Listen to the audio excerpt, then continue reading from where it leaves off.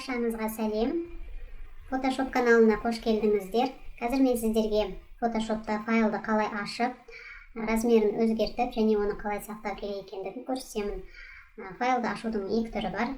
Создать, яғни файлды жаңадан ашу.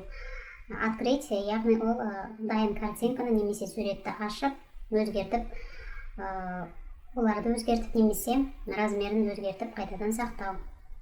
Ашамыз.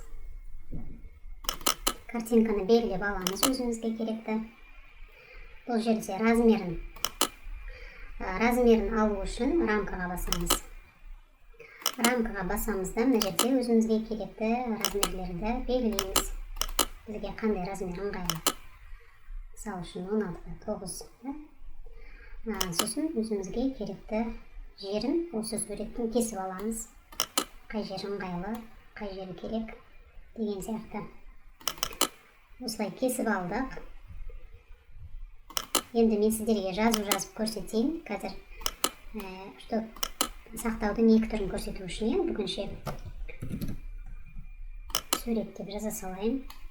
Мысалға, енді қараңыз, осыны егерде сіз мысалға Инстаграмның бетіне немесе фонға, компьютердағы фонға, немесе тағы бір жерлерге обложка ретінде қоятын болсаңыз, оны былай сақтайды екенсіз. Файл, сохранить как. Мына жерде атын белгілейін, файлдың атын, ертең табуға оңай болу үшін. Сосын мына жерде форматта JPEG форматты таңдаймыз. JPEG форматты таңдасақ, ол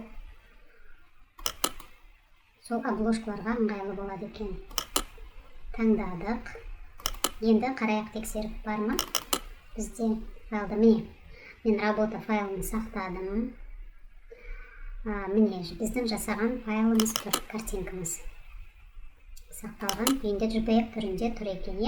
Енді екінші сақтау түрін көрсетейін сіздерге. Сохранить как. Сурет деп жазайын файлдың атын тағы да.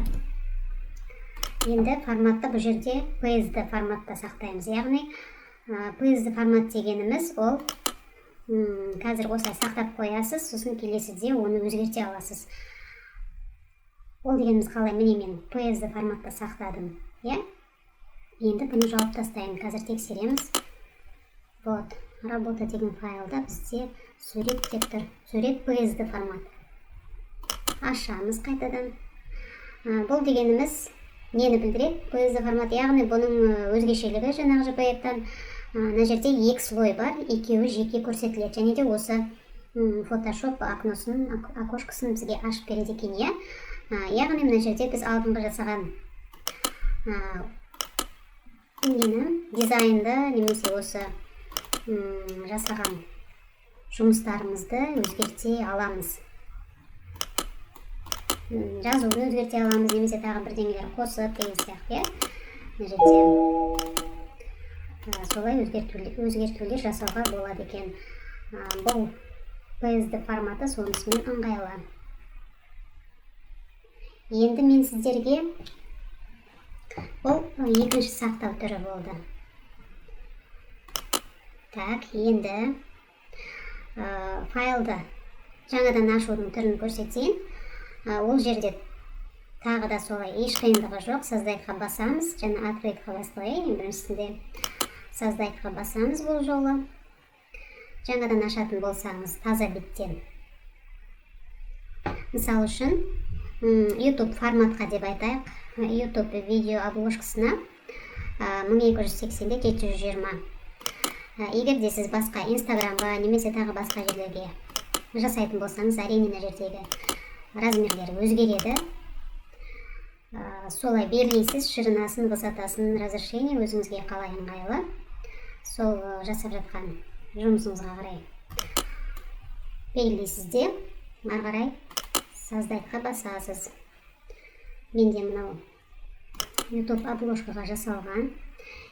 Міне жаңадан ашылды. Енді ары қарай өзіңіздің жұмысыңызды жалғастыруыңызға болады.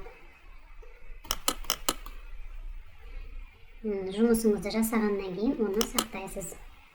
Жаңа мен сіздерге сақтаудың екі түрін көрсеттім.